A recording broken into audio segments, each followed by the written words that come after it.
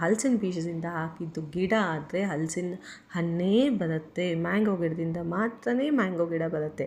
ಇದರ ಅರ್ಥ ನನಗೆ ತುಂಬ ನಾವು ಪಾಠ ಕಲಿಬೇಕಾದ ಒಂದು ಟೈಮಲ್ಲಿ ಒಂದು ಕತೆ ನೆನಪಾಯಿತು.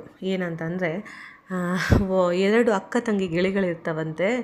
ಅವು ಹಾಗೇನೋ ಒಬ್ಬ ಕಟುಕ ಬಂದು ಒಂದು ಗಿಣಿಯನ್ನು ತೊಗೊಂಡು ಹೋಗ್ತಾನೆ.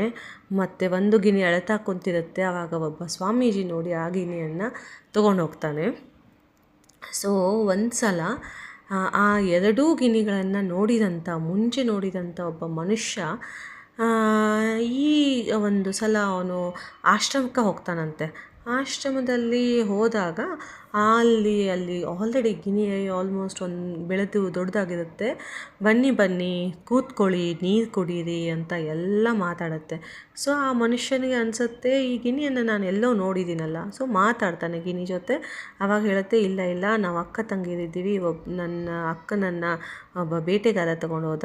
ಸೊ ನಾಳ್ತಾ ಕೂತಿದ್ದೆ, ನಾನು ಸ್ವಾಮೀಜಿ ಹತ್ರ ಬಂದೆ. ಹೌದಾ, ಎಲ್ಲಿದ್ದಾಳೆ ಅಕ್ಕ ಅಂತ ಹೇಳಿದ್ಮೇಲೆ, ಅಕ್ಕ ಹಿಂಗೆ ಅಲ್ಲಿ ಕಟುಕನ ಮನೆಯಲ್ಲಿದ್ದಾಳೆ. ಸೊ ಆ ಮನುಷ್ಯ ಏನೋ ಕ್ಯೂರಿಯಾಸಿಟಿಗೆ ಅಲ್ಲಿನೂ ಹೋಗ್ತಾನೆ.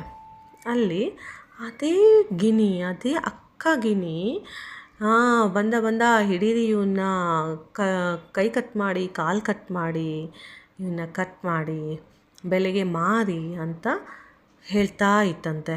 ಸೊ